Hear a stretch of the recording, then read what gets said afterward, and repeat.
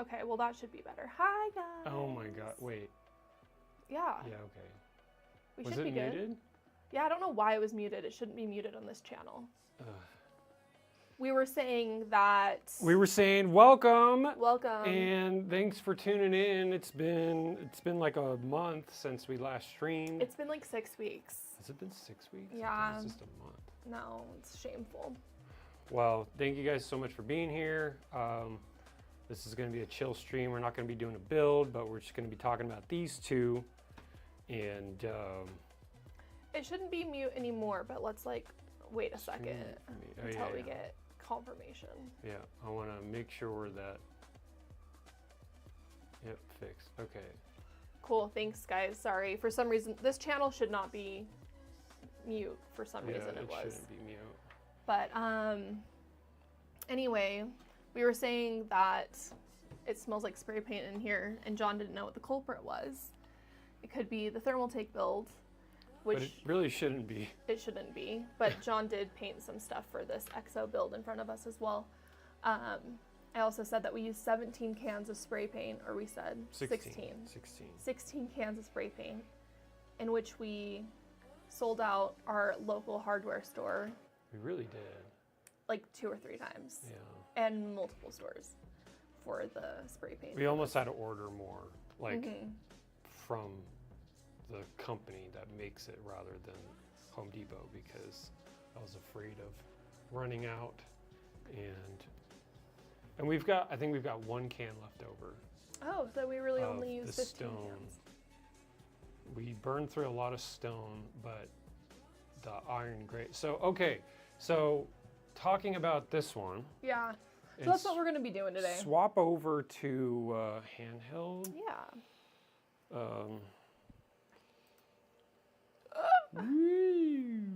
Jump scare. That's right, I can do that with the Stream Deck. I forgot about that. This studio setup is a mystery to me. It's a whole different... The lighting is very strange. Focus looks good, right? Yeah, the focus looks good. Okay, so yeah, let's talk a little bit about this Thermaltake case mod competition build. By the way, voting is still live. Yeah, the voting is live until I believe the 7th. Yeah. So we've got like a week, 9 days left. So if you haven't already, there's a link in our bio. I can also drop the link here too. Yeah, let's do that. Yeah, I'll do that. I'll do that with my phone. Your phone, okay. So this was a really cool build. Here, is that showing a blue square? No, not on the feed. Oh, okay. This was a really fun build, and it was kind of challenging in the sense of we really didn't know what the hell we wanted to do when the competition started. And the competition technically started in December, and it had been around towards the end of February, I believe, or mid-February, that we finally got like all the parts in that we needed. As Froxy, you have not missed the T's NV9 build yet. We still have a long way to go on that one. Yeah. We're waiting on a few parts from a few different brands before we really get going with that one. But with the Thermaltake build, we didn't have a lot of the parts in hand, including the case, until mid-February, when some people had them in December. So there were a few people in the competition that were well on their way in modding their case and figuring out all the ins and outs of what the case offers out of the box before we even had our hands on it. And so that was a little discouraging, right? Because, you know, it is a competition, so why is the competition so kind of unfair in that regard, right? The other people can get all their stuff way ahead of us. That being said, you know, we were trying to stay busy with other projects too at the same time. So it wasn't like we were too pressed about it. But when we got the case, it was bigger than we thought. We it was big to the point where it was like, oh my gosh, like what are we gonna do with this, right? Like, yeah, we had gone through like a couple different ideas, especially when we first were told about the competition. Like, John and I really wanted to use purple, like a purple theme almost, and kind of go into like, I don't know, you remember like the old Game Boy? You remember when we were talking about like that kind of thing? Yeah, the translucent purple. Yeah, the translucent purple. So we talked about that for a little bit and thinking about like replacing the panels and doing some kind of like exoskeleton thing with the palette maker program. And looking into the GPU shroud because it like, keeps the air cooler on there. I think we should still do that. We should absolutely still do that. Because the underside, or at least the under skin of that GPU has underneath that stone 3D print that you see there, it's actually kind of like, it's very industrial looking. Mm-hmm. And so I think it would have been cool. It would look cool underneath that purple. Yeah. I think, yeah, let's do that after this gets torn down, whenever the hell we're going to tear this down. Yeah, but we really didn't, know what we wanted to do, like Ellie said, and we had asked for I think they call it dusk indigo, I believe. Mm-hmm, that's why. Very much an indigo color. Wasn't a purple, wasn't a blue, was right smack in the middle, and it was kind of drabby. It didn't really have any metallic to it. And so, we thought it was a unique color, and we thought, because we have a lot of fun with colors, and we would prefer a build to have some sort of pop, right? These builds, there's so many black and white builds, we would definitely want to go for a color that, kind of changes that up a bit. And so we went for this indigo, and it kind of threw us off in the sense of, like, whatever we do, we're gonna have to color match. And we were looking around for colors to mix with our airbrush to see if we can find a really cool mix to make sure that we nailed the color match, because we wanted to leave the original panels and just add to the case, right? We didn't want to do any crazy modding and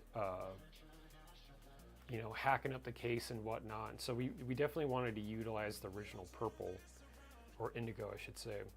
And it really kind of took a turn when we started printing these radiator facades that you see here, these shrouds. And we were just trying to accentuate the angles of the case, right? As you can see, we matched the geometry of the original case profile, and we just happened to be printing the prototype shroud mock-ups in this really light gray. Yeah, it was hard to kind of like imagine it going any other. Well, we really wanted, like you were saying, paint match. Yeah. And it was like, okay, so we're like looking at different like paint matching tools, and then the gray filament inspired. What are you looking at? Oh. Hi, Derek. Sorry, I'm just looking at chat. Oh my gosh, what's Hi, up, dude? Bobas. Thanks for being here, you guys. My YouTube username is such a meme. Who's woodworking around here? Not me. Not right now. You probably are.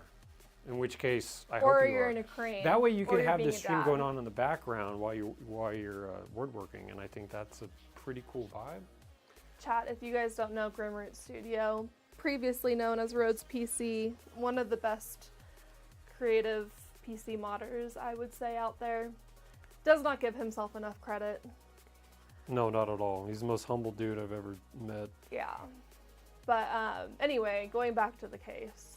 Yes, going back to this build. So, as the prints kept coming, because we had bought a bunch of just bamboo PLA basic in this really light gray because it was cheap, right?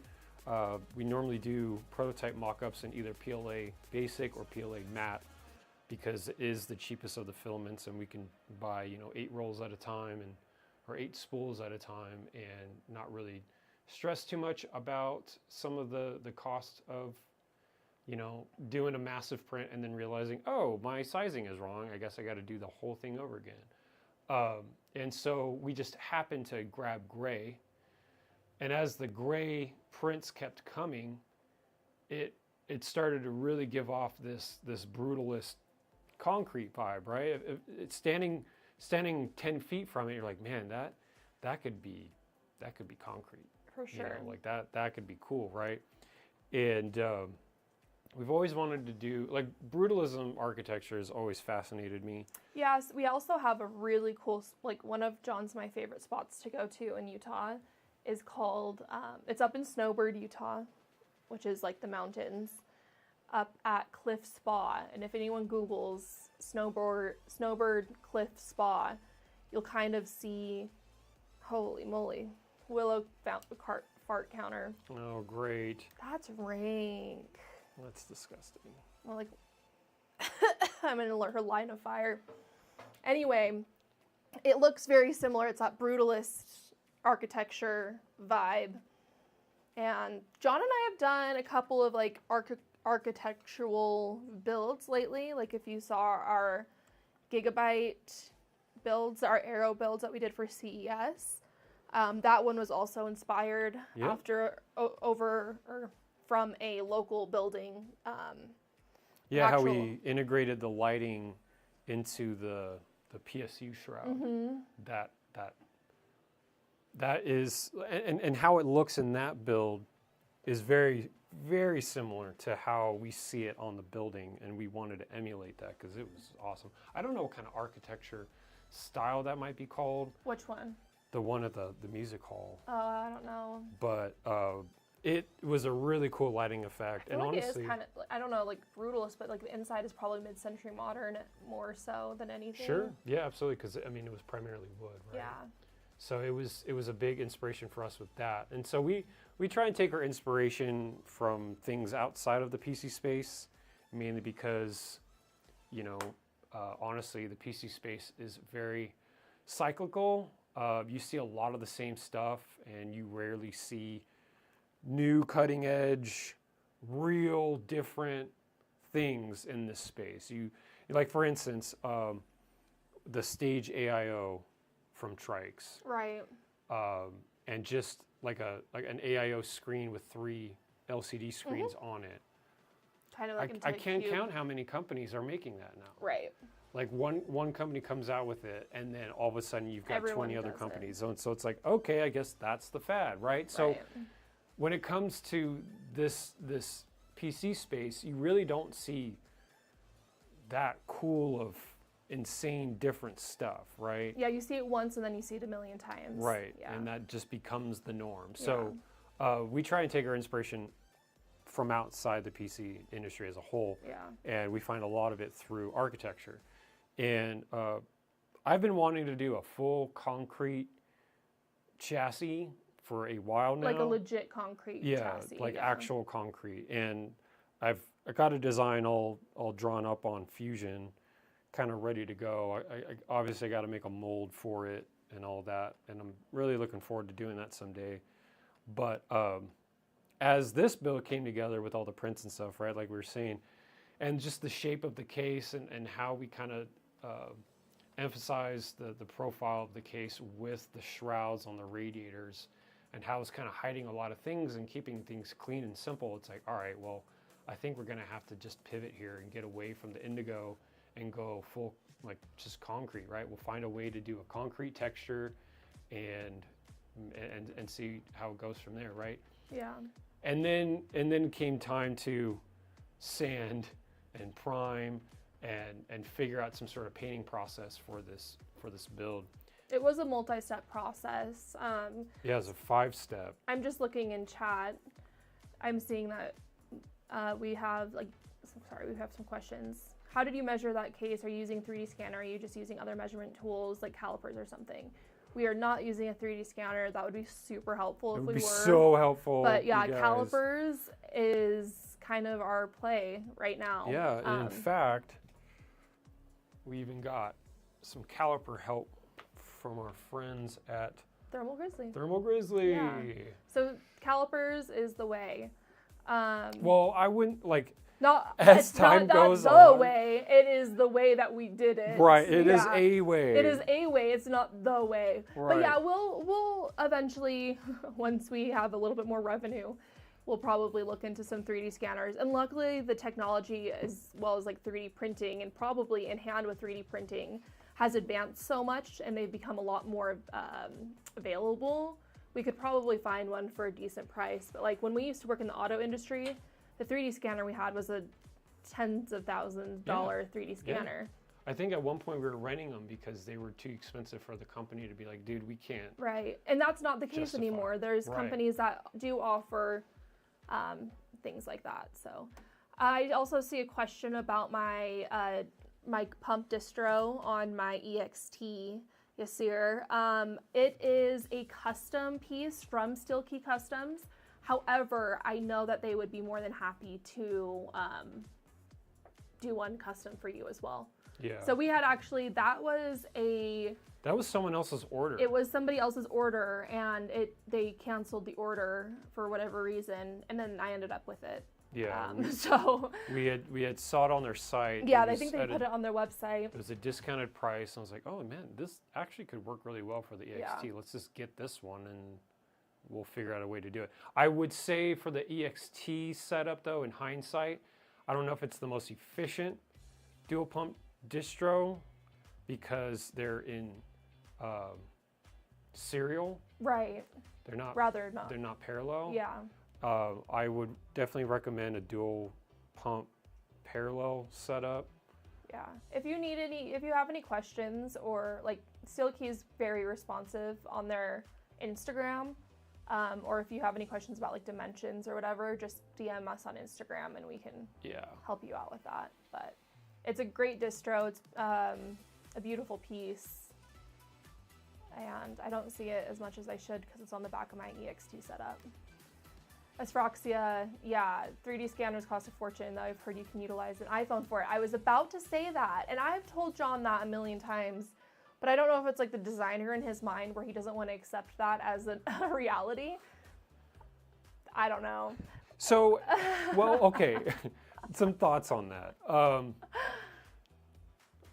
Where my head is for that is the time required for the learning curve for proficiency. Yeah. And that's a valid point. Yeah, no, but it also has an aspect of maybe uneasiness. I wouldn't say fear, but a lack of confidence in being able to proficiently sort out how to very accurately utilize, an iPhone to do that, right? Utilize the tools that we have at our disposal versus like, oh, maybe I can find a 3D. And we could have rented one. No, and you know what we should do is just spend 15, 20 minutes trying to use the 3D scanner on the iPhone. And I also don't know if it's a 17, if that's like a 17 feature, because John and I are still on iPhone 16s. There's no reason for us to get 17. Yeah, we'll upgrade this year, so maybe it will be something that we explore once the 18s come out. Yeah. But yeah, we'll mess around with it. Oh wow, I hope I have one of those TG calipers. They're neat calipers. They're cool. They're not the best on the market, obviously. They are plastic in the sense of like the actual caliper arm. The measuring arms are plastic. It doesn't have like the scroll like a normal caliper would. Right, but we do have another set of calipers. I forget the brand. I mean, they were a budget set too. Yeah, those were a budget set. I mean, we're not using calipers that are $300-400, right? No. And there are ones out there. However, kind of got to think about how the calipers that would be utilized, like that level of caliper, would be in a field of work where accuracy is like insanely required, right? Yeah. The accuracy for PC stuff, it does need to be accurate. It does need to be accurate, but a half a mil to a millimeter of variance between a lot of the stuff that we do is not really going to make or break much.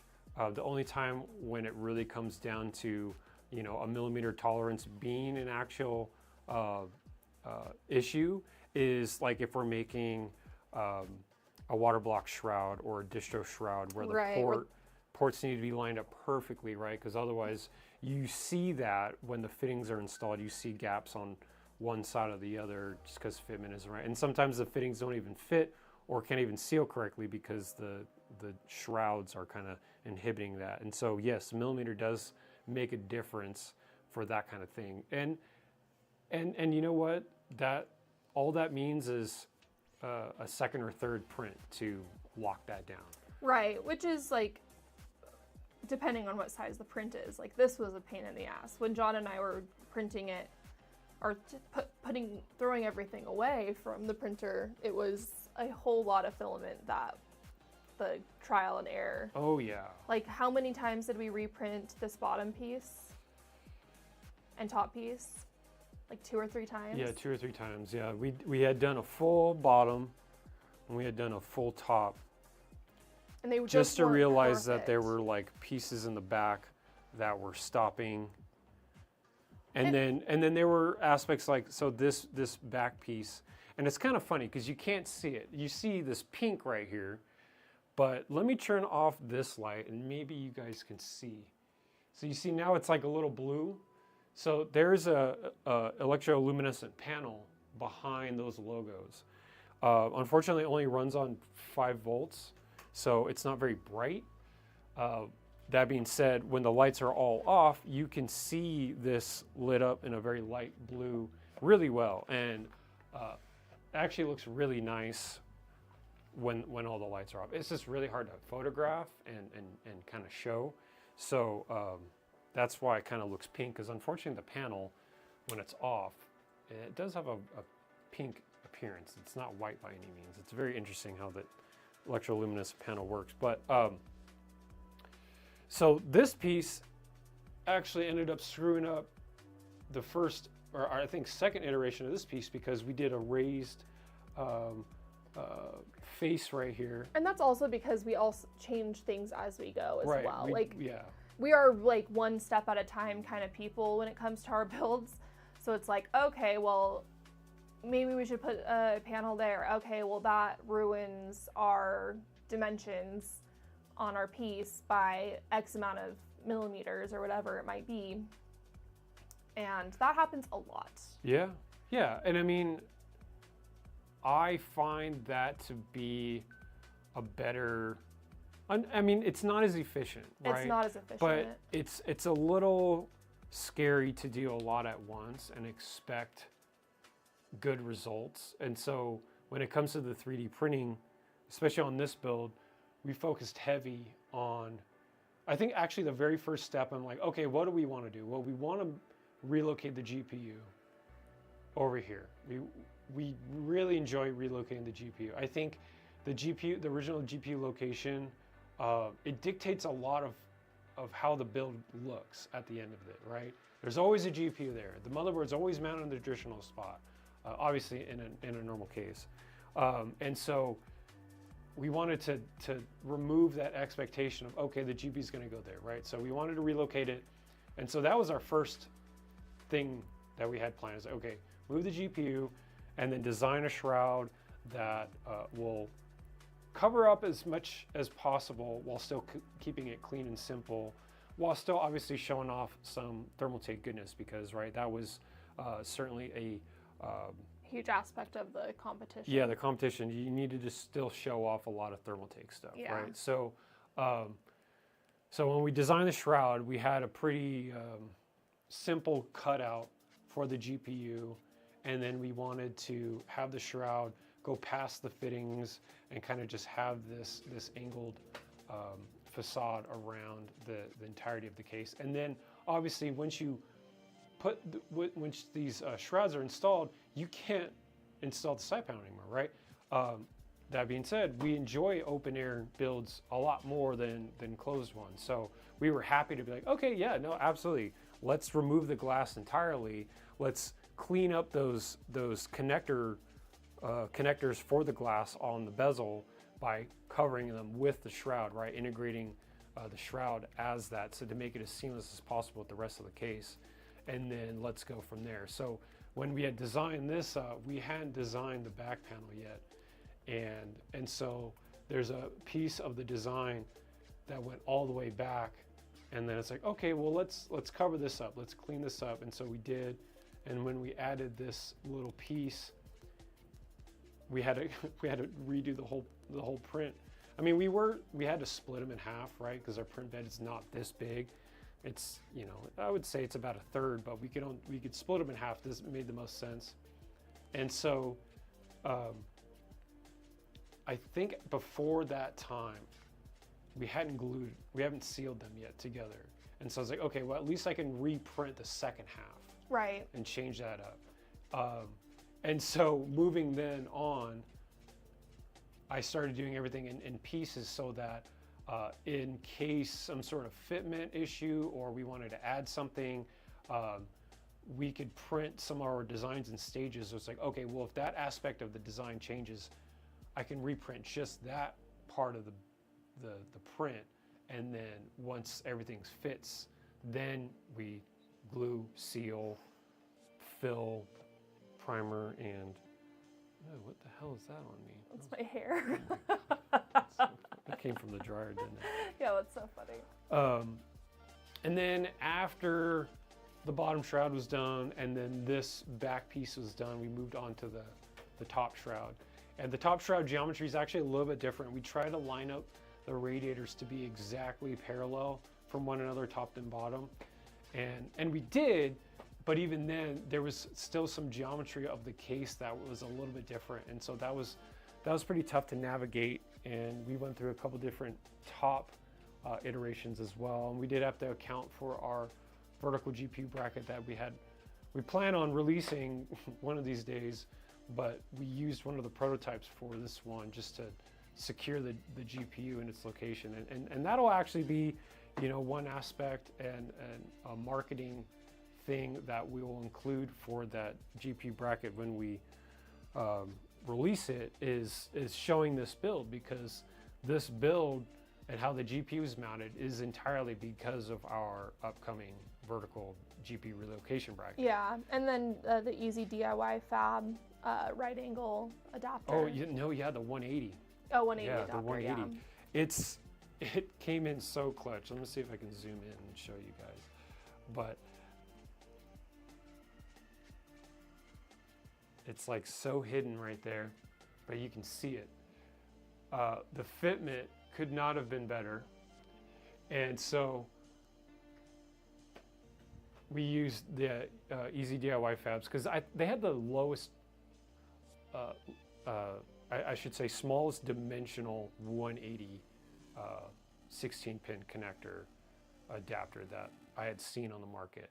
And you know, obviously playing with the dimensions of the case, because this is part of the original case, and just having the GPU mocked up for a few weeks, it's like, all right, well, it's gonna have to be the tiniest 180 connector we could find, and luckily Easy DIY Fab had one, and so we bought that, as well as a sleeved extension set instead of going with custom cables from Cable-On, because that was one thing Thermaltake had told us, is that you can't have any other sponsors for the build, and you couldn't have anything on the build that you didn't do yourself.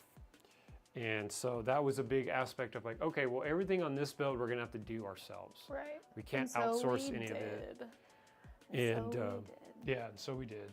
And it came together really well. The last few pieces of the build that we really enjoy was actually the CPU block cover and this Brutalist accent pipe clamp. If you look closely, this whole piece is a 4-line clamp that clamps to the tubing and keeps the tubing insanely secure. So, you know, obviously there's like a little wiggle on this lines, end. yeah. This line's locked in, this line, and then these symmetrical lines up here. Because we had made obviously a back panel kind of shroud covered to hide all of the cutouts from the original motherboard panel, and then added in some pass-through fittings because the pump res combo is hidden underneath in the basement. And so that was the last piece actually. When we were doing the tubing, this is I think it was 180 millimeter radius bend. And since we were having to use Thermaltake tubing, it's really thick tubing. I think it's a 12 by 16. So really thick sidewalls. And this bend took us like 45 minutes alone to do. It felt like we were bending glass because we had to keep the whole thing really warm to have a nice steady bend, and without like any kinks or like noticeable like sharp bends within this long sweeping bend. And so that bend took a long time.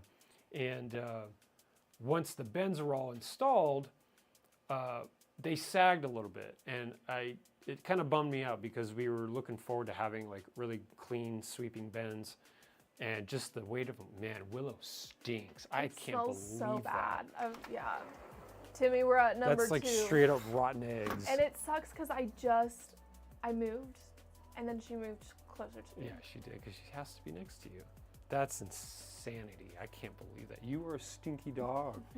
Holy That's crap. what Willow brings to the table. Wow. Is real stinky farts.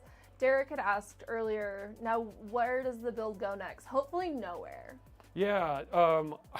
So in the years past, going to Computex ourselves, we had seen that current builds, year yeah. Case-Mon competition, the winners would ship their builds to Computex because Thermaltake would want to display the winners, I think first, second, third, at the event. And that's all fine and dandy, but with how this competition was actually extended because we weren't the only ones that didn't get parts on time. Yeah.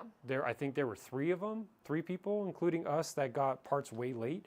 And luckily, Thermaltake kind of thought to themselves, well, that's not really fair, right? Yeah, so, I think they extended it from the 15th to the 20th or something like that. Yeah, and so everyone got extra time, and that's great, but it also kind of delayed the after result of what the competition is going to be.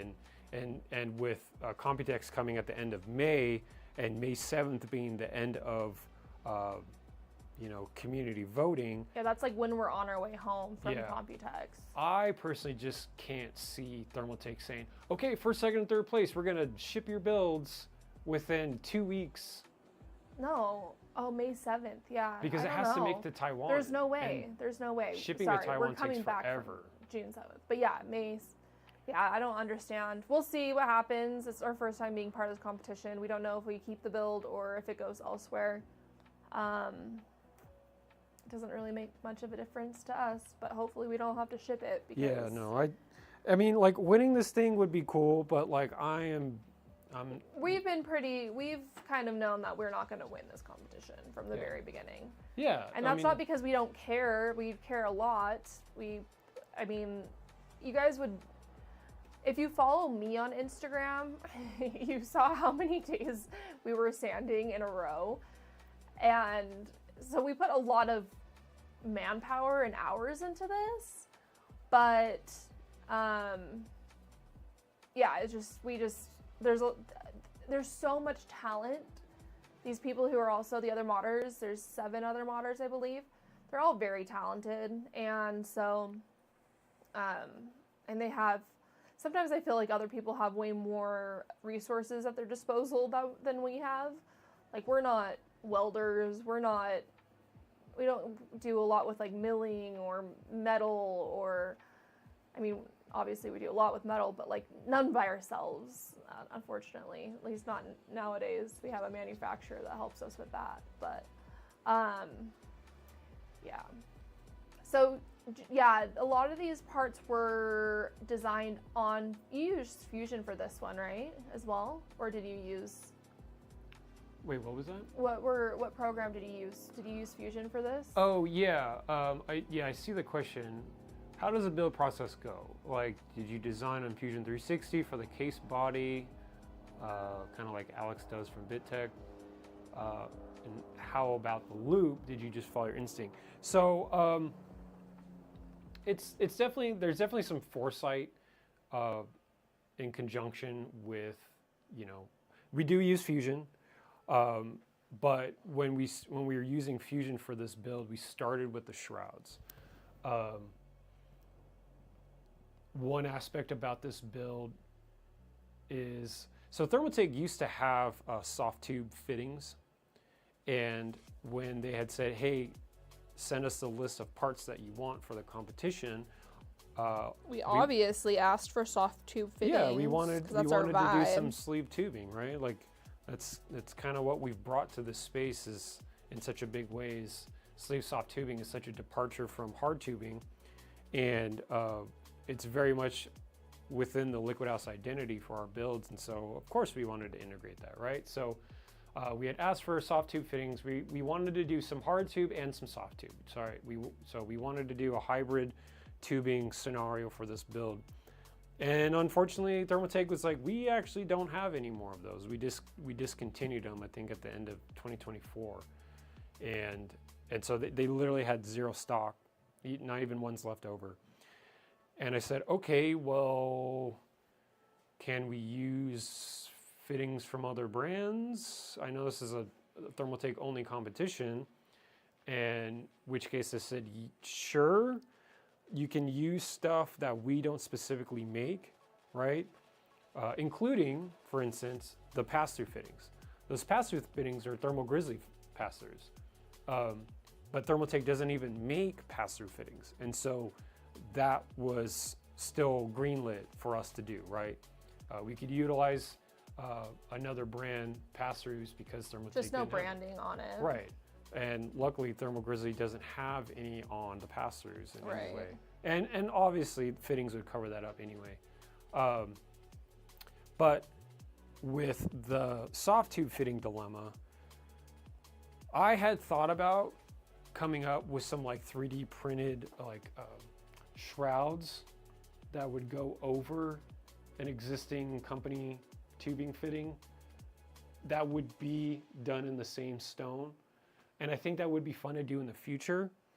But honestly, with the acrylic hardline, I was like, you know, let's just challenge ourselves and just do a full hard tube build. It's been a long time since we had done that. No, and honestly, that is what Liquid House was known for in the very beginning. Yeah, at the very beginning, we had some crazy hard tube builds. Crazy acrylic runs. Yeah, people would often liken them to the old school Pipes Windows screensaver from back in the day. Yeah. Because the bends were insanely intricate, and each run that we would do would take hours to do to get just right. And God, we went through so much tubing back in the day to get the perfect XY 45s and 90s perfectly with no droop, no sag. No sag. No sag. Nail the bends perfectly. So not acceptable. With this,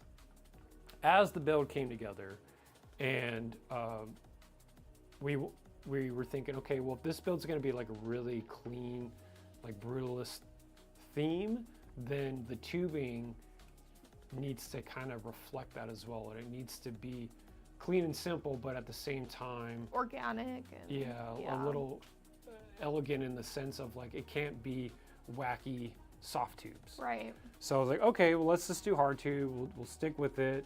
And so when we were making the back panel with the two pass-throughs, the pass-through locations were largely dictated by the original case grommet locations for the cables. If you look, you can see that the cables come in the same x-axis line as the pass-throughs. So we didn't want to cut up the case at all unless we absolutely needed to. And so we saw that as another challenge of like, okay, well, if those pass-throughs are going to be located in that location, then we're only going to do two. and we're going to space them height-wise from the radiator on the same way. So that pass-through is the same height gap between this radiator as that one is down here. So I can at least have some sort of symmetry with the tubing going into the bottom radiator, same thing with the top radiator. And then after that, I didn't know exactly how the tubing was going to go. Obviously we had enough fittings to kind of eyeball and have an idea of like, okay, well, this line technically is going to go here if we've got the pump reservoir down at the bottom. You know, we can, here, I'm going to change the framing a little bit. Since we've got the pump reservoir down at the bottom, the in and outs can be whatever they want to be, especially with symmetrical radiators. And so whatever routing it's going to be, there's going to be a radiator after the components, like after the CPU and before. So in a way, the tubing should be symmetrical. However, obviously the CPU block is not centered with the rest of the build. And so it has been a long time since we had done sweeping long bends. And I've honestly missed it quite a bit. And I was like, you know what, this is the build to do it in, right? So we just kind of said, yeah, let's go for a long sweeping bend. And obviously this one's a 180 similar to this, but it's not as wide, right? It's a little bit tighter just because of the location of the CPU block. But yeah, once that lines are in, and it was like, oh my gosh, there's actually a lot of acrylic because the tube is so long that it's heavy. And these are solid fittings from Thermaltake, don't get me wrong. They're actually very nice. I really enjoy the full chrome look. And the compression tubes for the hardline are probably some of my favorite hardline compressions I've seen in a long time. However, the 90s, the rotaries within them, obviously all rotaries are press fit. The tolerance for the rotary is a little loose. And so there was play in the rotary that added to the sag. And I was like, okay, well, we gotta fix that, right? We can't have these really cool bends sagging while everything else is clean and level. When there was no coolant in general. Right. Yeah, so it's like that adds a tiny bit of weight to it too. Right.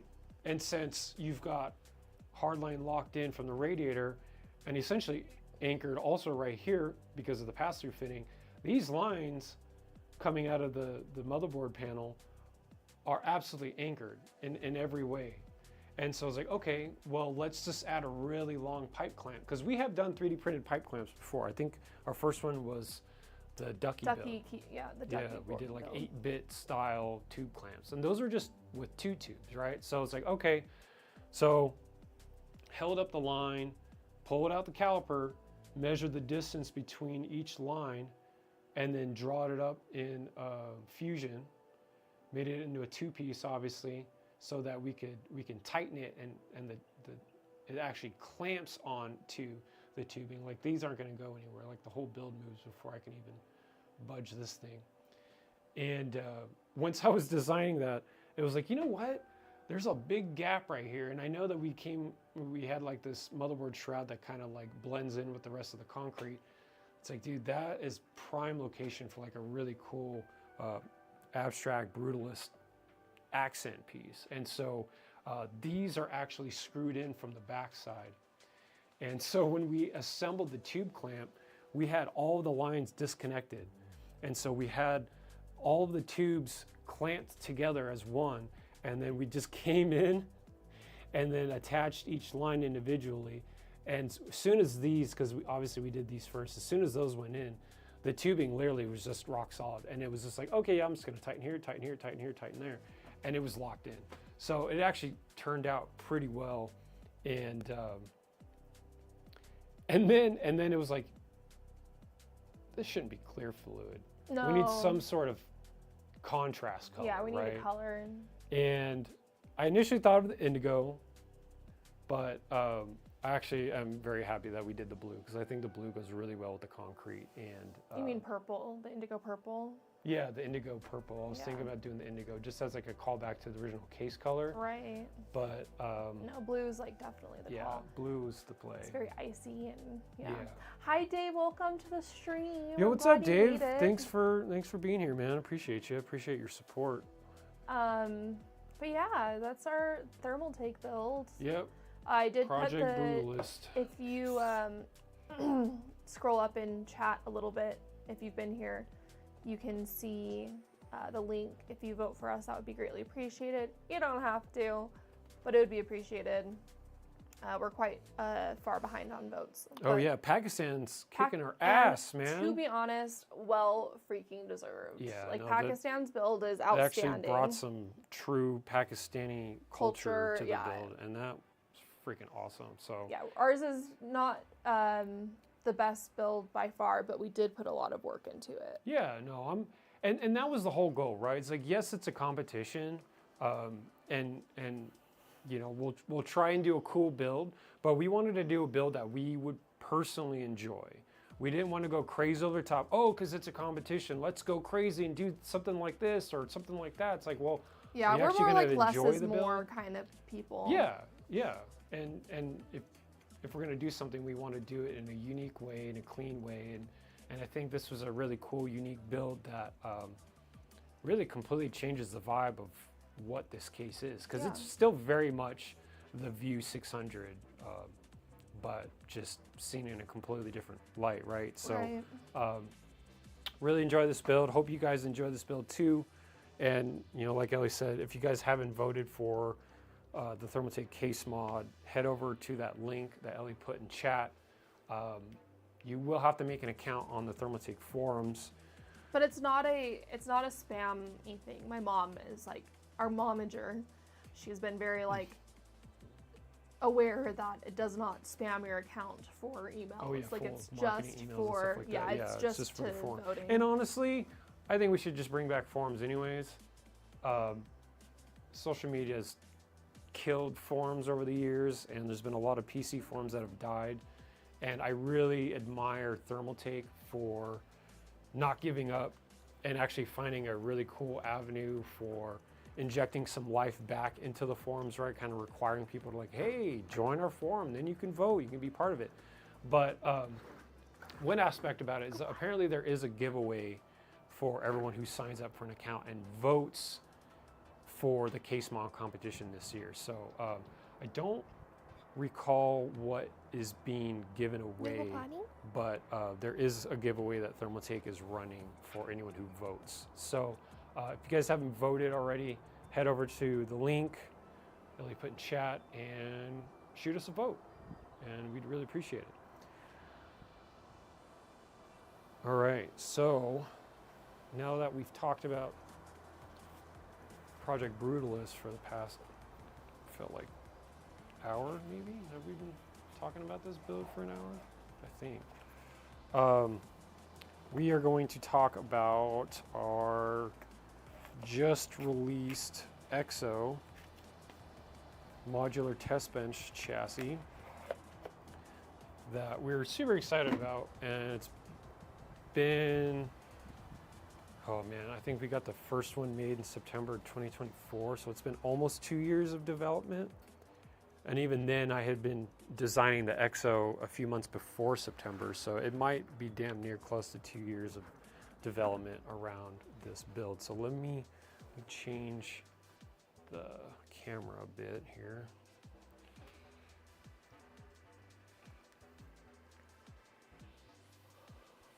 It's a little chilly outside. It is. I'm gonna make us a little bit brighter. Also gonna get out of the frame so we don't see my mug. Oh. So, this EXO is a little bit different looking than the EXO if you were to buy it out of the box. And it's because we are showcasing our supplemental 3D printed accessory line that we're going to be including free of charge for anyone who buys an EXO. Obviously the EXO is a sheet metal, a bent sheet metal design, and it's made out of 3mm steel that's powder coated in a satin textured black. And if you missed our last stream, we actually put it together basically out of box, right, to kind of show you guys the assembly process. It's insanely simplistic, and that was one aspect about the chassis design, that it needed to be simplistic in its design so that it's easy for anyone to put together who is curious and maybe wanting to dive a bit deeper into this hobby as a whole, but is unsure about, or maybe a little intimidated over certain case designs and how they're put together and how you put together a really clean system. Or if you're wanting to, you know, if you've got a lot of hardware and you want to test hardware, if you want to overclock, you can basically do anything you want with this chassis. And you can set up in all sorts of ways. You can set up in ways that we haven't even scratched the surface on, to be completely honest with you. There's so many ideas that we've had for builds with the EXO that we just haven't had time to put together because, you know, we've got other projects, right? Like, for instance, the Thermaltake build. And so throughout this next month leading up to Computex, and there's a good chance that there's a way for us to bring our EXO to Computex. It's not 100% yet confirmed, yeah. Kind of on our end on if we want to do it, because we're going to be stopped. Yeah, it's reconnecting though right now. Well, I want to... Okay, we're back. Sorry about that, guys. Did it zero out the viewership? No, okay. Everyone's still here. Restream said it lost connection, so I just want to make sure that we're all good here before I continue. Oh, maybe it did kick out everyone off of Did it really? Twitch. Just Twitch. Oh, that's so annoying, man. This thing's plugged in too. But we didn't have anyone on Twitch, it looks like. Oh, okay. Yeah, cool. Sorry, guys. That's why we hybrid stream. I personally would rather people watch us on YouTube anyway. Yeah, Twitch is pish posh. Yeah, right.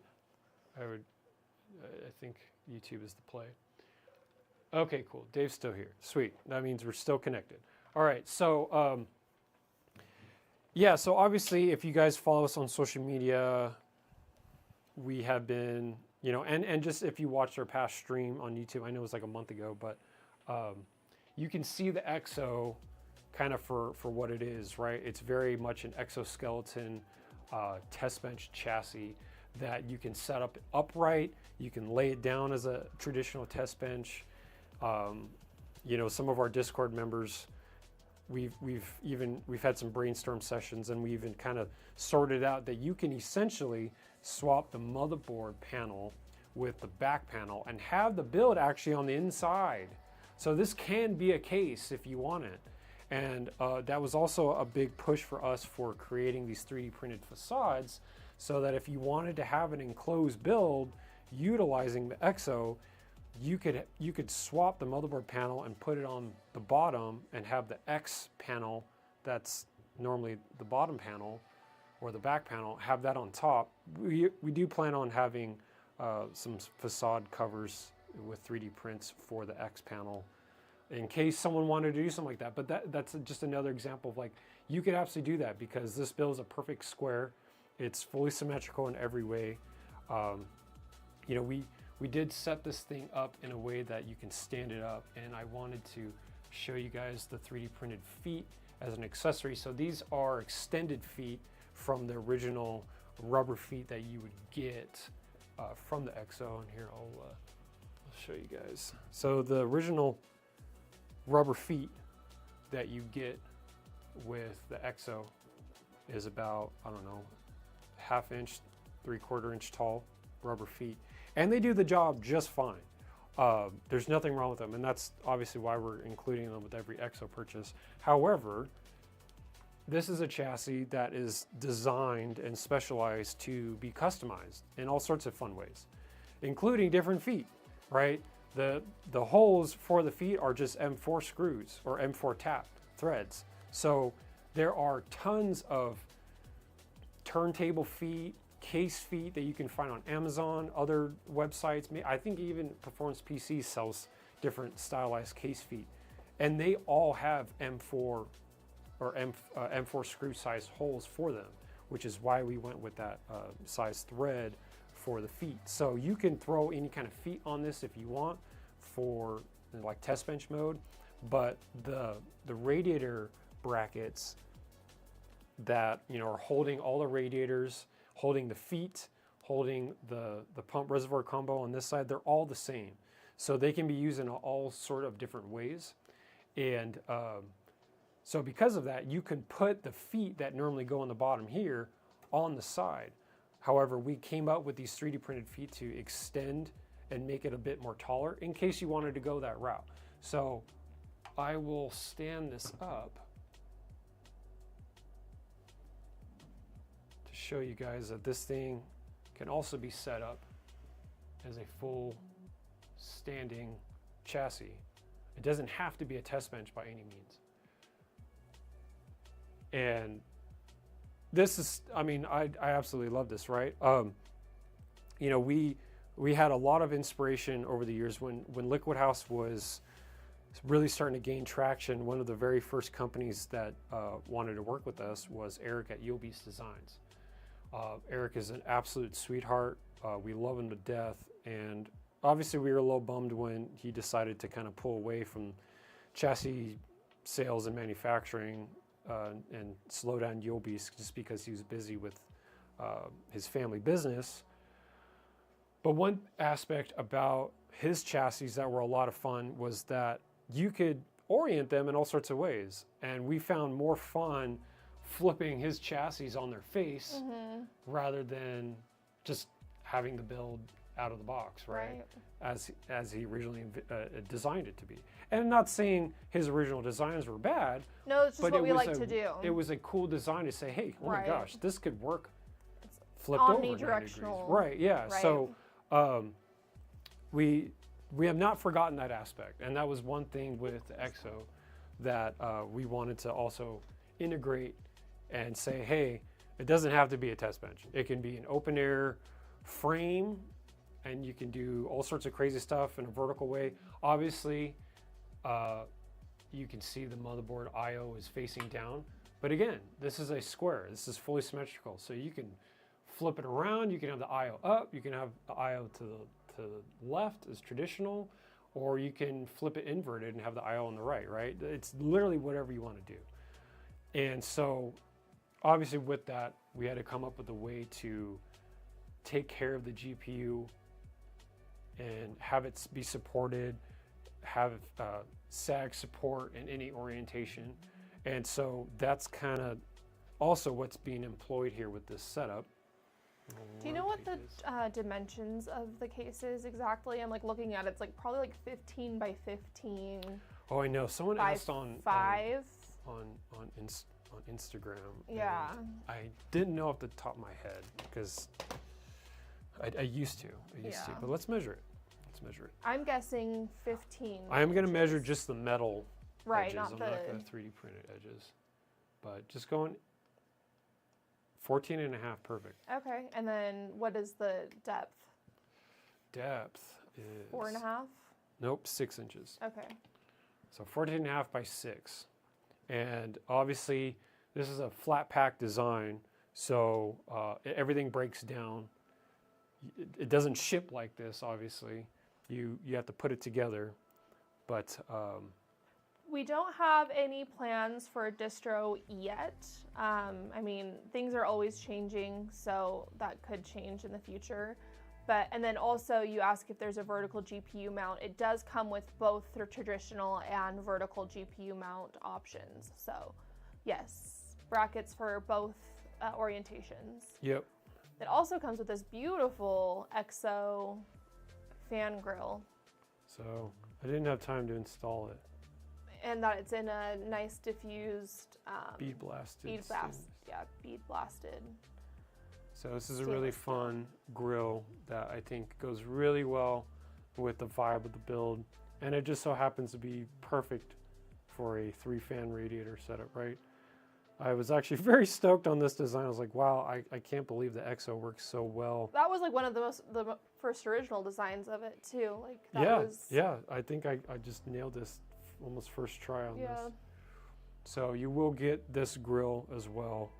And then here I'll pull out the other brackets that you can get. One cool thing about this, and this is obviously something we're going to be doing throughout this month, but we've got full compatibility with Thermal Grizzly's bench table, as well as Open Bench Table's Bench Lab overclocking power board. And that is something that we wanted to lock in and make sure that we had full compatibility, because there are lots of overclockers out there still these days that are wanting to test and review their hardware, make sure that, you know, they can push it to the absolute maximum. And Thermal Grizzly's bench table and Open Bench Table's Bench Lab are great tools for testing hardware. So we wanted to make sure that there's compatibility with that. So there are also other brackets that we include, including a universal DDC pump mount or pump and reservoir mount, as well as a 4-port BLK, very similar to our own BLK that we have on the website already. And then this is the traditional GPU PCIe mount. So this goes in the same location, and then you can mount your GPU traditionally on a motherboard, like right directly in a motherboard, no riser cable needed.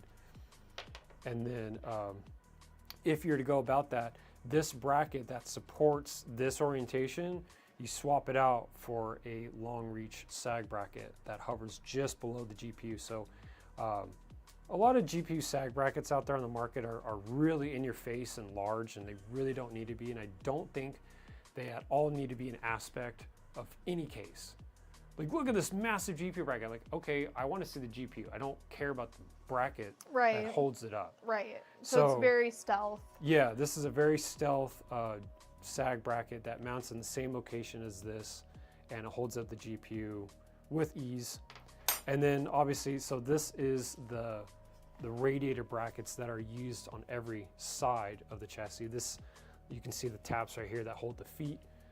These hold the radiators in place. They can hold pump reservoirs in place, and they just lock in with M4 screws on either side.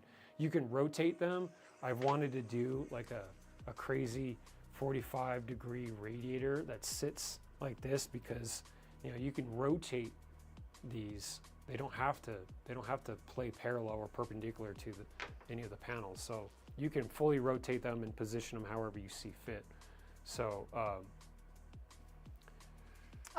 Somebody asked, someone said, I hope Liquid House can make a component like motherboard or something. Haha, that would be sick.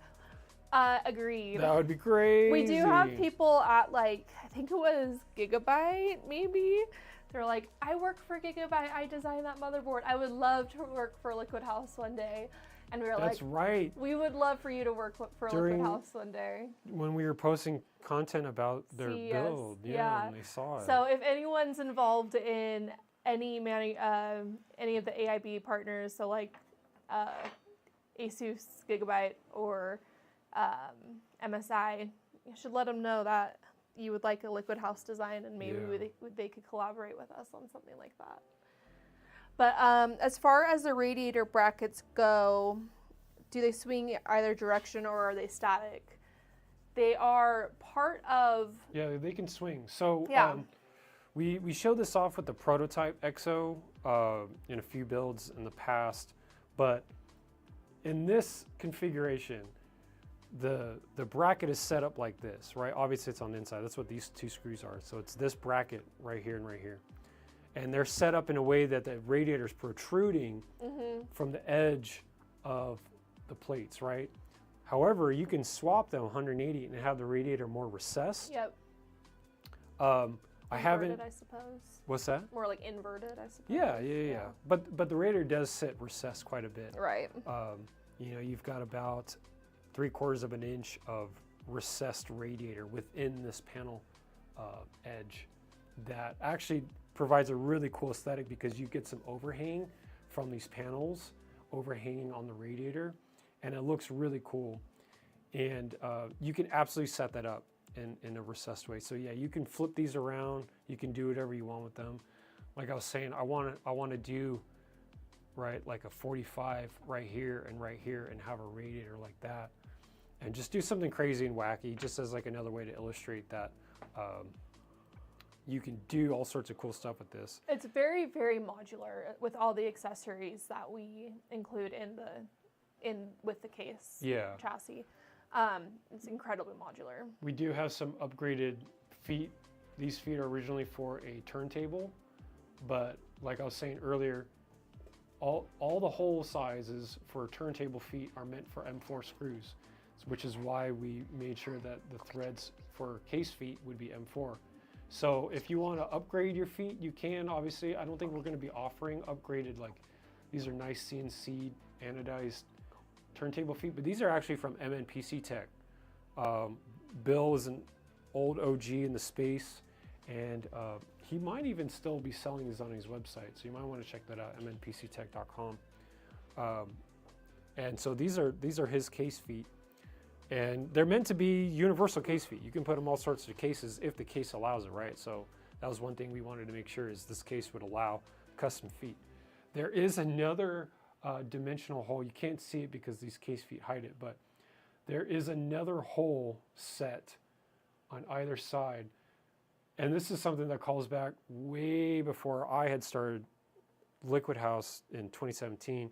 I think the very first time I did it was maybe 2008 or 2009, but I had a really old Danger Den ITX acrylic case, and I wanted to orient it in a way that Danger Den didn't really have. And so I actually found some drawer pull handles that were stainless steel, brushed stainless steel, and they were really clean. And I drilled the acrylic and mounted up some drawer pull handles as feet. And so I found a relatively common length drawer pull handle for like larger drawers, and then I implemented those hole dimensions for the EXO as just like a fun callback to like something that I enjoyed from way back in the day. So if you want to have drawer pull handles as feet for your EXO sitting in a horizontal position, obviously, you can do that as well. So you've got holes here that are basically for 120s in an arrangement of ways. You can set up radiators through here as well. You can mount on the inside. You can do pump res combos on the inside. There's room for all sorts of stuff. Obviously, there's no power supply mounted right now, but you do get a dedicated power supply bracket. And I've got an extra one here. I'll show you guys since you can't see it, the case feet. So we have an integrated ATX power supply bracket, and it's set up so you can orient the power supply in any way you want. And then again, when you mount it up to the chassis, you can mount it up in whatever way you want. And then with the small gap that we had, I said, you know what, might as well include a 4-port BLK. So these are meant for pass-through fittings. They don't need to be used. We actually realized that this is a great location for a power button because it makes sense to be right next to the power supply, power switch, right? So you hit the power switch on the power supply and then power button, very convenient. And so the EXO provides you all sorts of opportunities for a lot of creativity when you're kind of wanting to do something different from the norm, right? When you want to do a fun water-cooled build that isn't out of dime a dozen Lean Lee 011, right? Yeah. Somebody asks, does it come in white? Anthony, sorry, Anthony. I saw that before I read your name again. It does not come in white standard, but if that's something that you would want, If you order an EXO, shoot us an email, and we could do that for you. and we can make it happen. There might be a slightly longer lead time. Might have to wait, a few extra days from. Yeah, from no what longer it than a would normally week be. though. Yeah. One thing we're probably going to be doing, and we'll announce it probably next week, is obviously, we've been wanting to push the EXO out for a little bit, and we wanted to do it as soon as possible, right? And this just happened to the pre-order. We do pre-order links over a month-long period, Right. but unfortunately, this month-long period overlaps with Computex, and we are going to be in Taiwan when the pre-order ends. So I think what we're going to be doing is we're going to be extending the pre-order by maybe a week or two, and give people a bigger window for purchasing an EXO. And also it gives us a chance to showcase the EXO at Computex without the pre-order closing right in the middle of Computex. It's also kind of shooting ourselves in the foot with that. Yeah. So just a little side note about manufacturing. Everything is actually manufactured locally to us here in Utah. So the lead times for manufacturing itself, we're not waiting for overseas shipments or anything like that. It's not going to be like a months-long process of when does the boat get here and when does it ship to us here, and then when can we ship it out. It's very seamless. Once we put our order in, we will typically get our products within the next couple of weeks. So us potentially extending the pre-order date on this will not heavily impact the final shipment date on it. Right. There's not a handle on it, but that might be something that, I think maybe the reason why we don't have a handle is because... Well, it's because we mounted up a bunch of stuff to it, Yeah. but normally these same radiator brackets can be used. can absolutely be used as handles. Right. And I can pick up the build like this. Yeah. It looks like I'm picking it up from the pump res, and I am, but that's because the pump res combo is mounted to these brackets, and Yeah. these brackets are insanely strong. So I can pick up the whole chassis, right, and not worry about any sort of issue because everything's Drawer mounted handle together and feet very gang. solid. To me, that would be something that you would like too. The drawer handle feet. Oh, hell yeah. On the site you linked it says I can buy it, but is it too early or too late? It is for pre-order right now, as we were just saying, so sorry if this is redundant, but yeah, we will have the pre-order open for a little bit over a month, probably first week or two of June. Right. We'll be closing then- the pre-order and Right. getting and our then orders in. when the pre-order is over, that's when we start shipping. Yeah. So, So you could have your very own EXO in 2 months if you so wish. Something else that's worth mentioning is they are all numbered just like our ISO chassis was. So you can Yeah. see the badge. Let me zoom in on it a little bit. right there. Oh yeah, that looks good. Yeah, so you can see the badge, and then they'll all be numbered. Obviously, this is 001.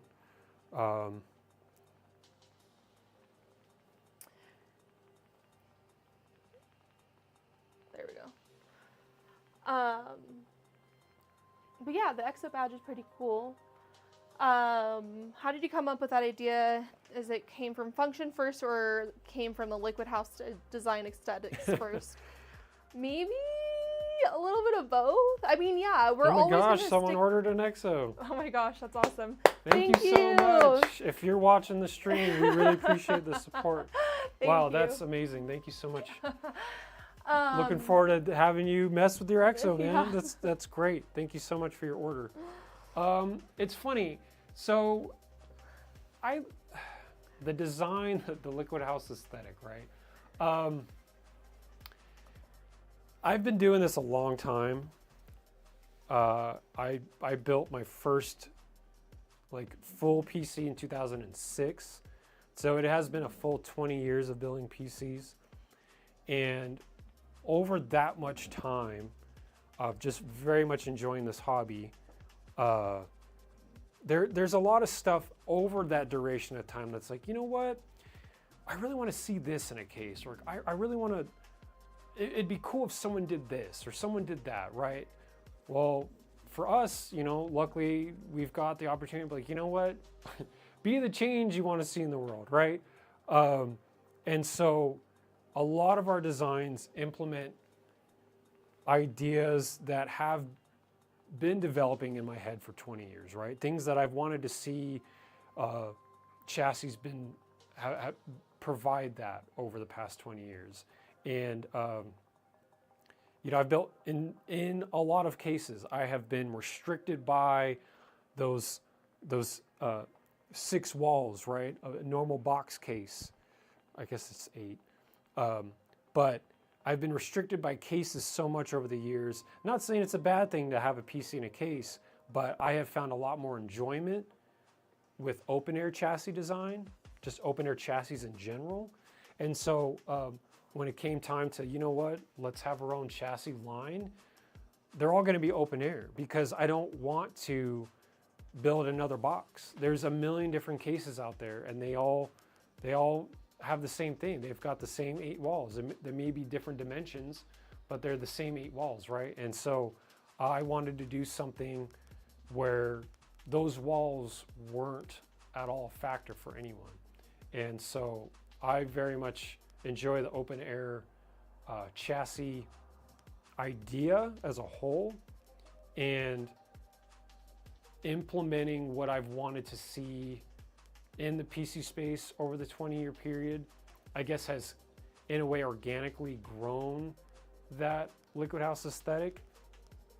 It wasn't something that's like, oh, I need to make this such a radical design that it strays from any of the norm. Yeah, I like to have a unique design language in our products and some sort of cohesion. That's absolutely a huge aspect about our designs and products in general. But it really, I would say, came function first, right? Maybe a bucket list first, right? Like, oh, I want to see this. I really want this to happen.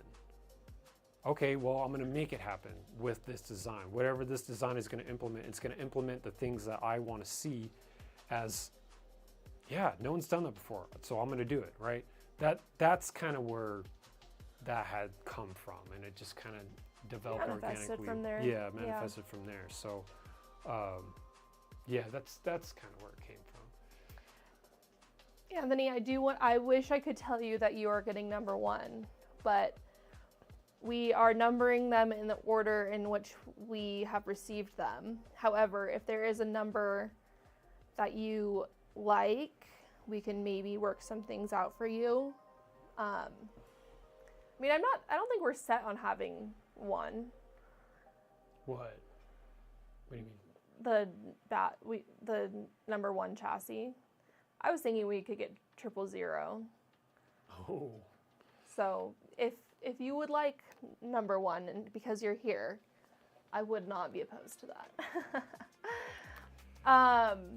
I like the idea of the double 3. The double 360 distro. Oh man, that would be wild. Yes, you could absolutely do that. And you'll be able to mount those distros in a few different ways. In some of the initial marketing material photos that we took, we did utilize a 360 mil Alpha Cool distro, their newer core line distro, and we had it on a whole side, and we actually had it recessed, right? So we flipped the brackets around and had the distro recessed, and it looked super clean. Yeah. We did a build in collaboration with Alpha Cool, so we had an EXO build on display at Alpha Cool's booth during CES this year, and we were gonna have that 360 mil distro on the build. However, they had recently launched a smaller DDC based, or I guess it's D5 and DDC based distro. I forget what it's called, but they wanted to implement a lot of new products onto the EXO as like a showpiece rig. And so we actually utilized a smaller distro, the one that they wanted, but it could have absolutely handled the 360 as well.